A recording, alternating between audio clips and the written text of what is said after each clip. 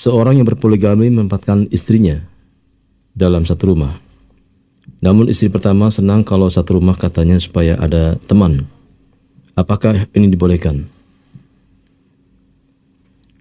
Menempatkan beberapa istri dalam satu rumah, barakallahu fikum, ada perselisihan di kalangan para ulama, tetapi intinya adalah dua perkara. Yang pertama, kita mencontoh Rasulullah SAW bahwa disebutkan di dalam Al-Quran tentang Rasulullah SAW memiliki rumah-rumah. Artinya tidak disatukan dalam satu rumah. Itu contoh yang baik, teladan yang baik dari Rasulullah SAW. Innal ladina yunadunaka fil hujurati. Disebutkan hujurat. Min wara'il hujurat, di belakang hujurat, di luar-luar hujurat. Berarti Rasulullah SAW memiliki sekian kamar, sekian rumah. Apakah kecil ataupun besar, tetapi terpisah rumahnya. Bukti lainnya, kalau rumah-rumah istri-istri Nabi itu terpisah-pisah, ada istilah Zainab menziarahi Rasulullah SAW di rumah Aisyah.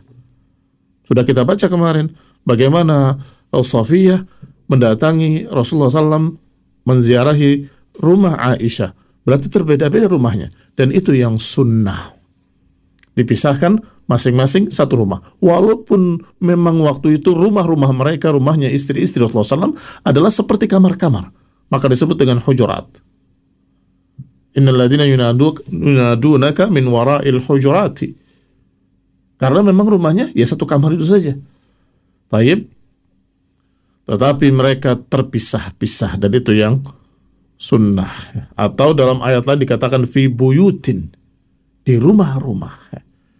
Disebut di sana ayat-ayat Allah SWT itu pun yang dimaksud adalah rumah-rumah Rasulullah Sallallahu Alaihi Wasallam yang menunjukkan bahwa mereka masing-masing dari istri si Nabi memiliki rumah-rumah sendiri. Itu yang sunnah. Tapi sekarang yang kedua, apakah boleh disatukan?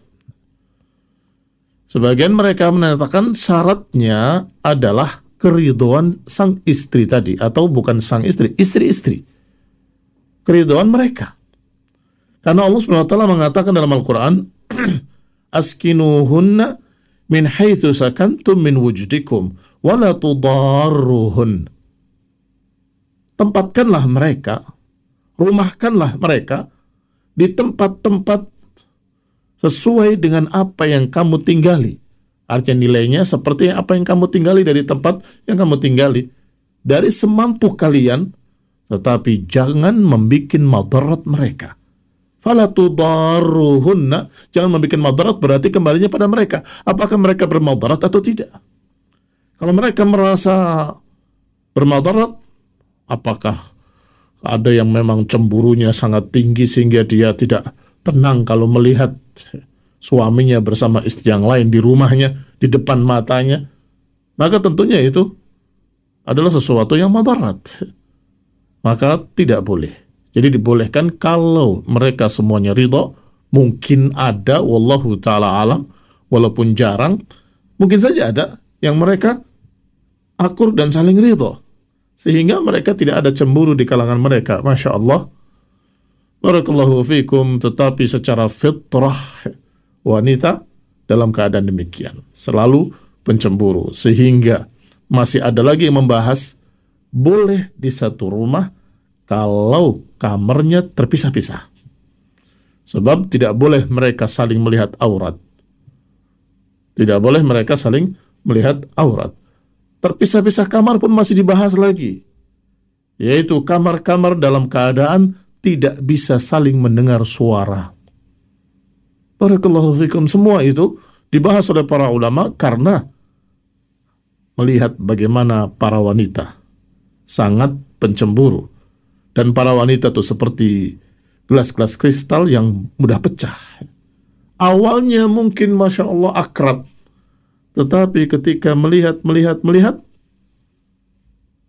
terjadilah apa yang terjadi. Gelas kristal tadi pecah dan kemudian hilang apa yang kamu dapatkan sebelumnya. Rasulullah salamah wal'afiyah. Sehingga kalaupun dibolehkan, maka dengan syarat-syarat tersebut.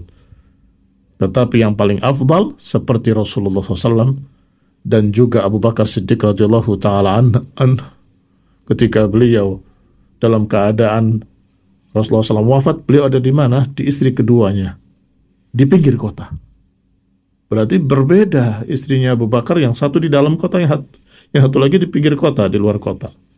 Barakallahu fikum, menunjukkan mereka menempatkan istri-istrinya terpisah. Wallahu ta'ala a'lam.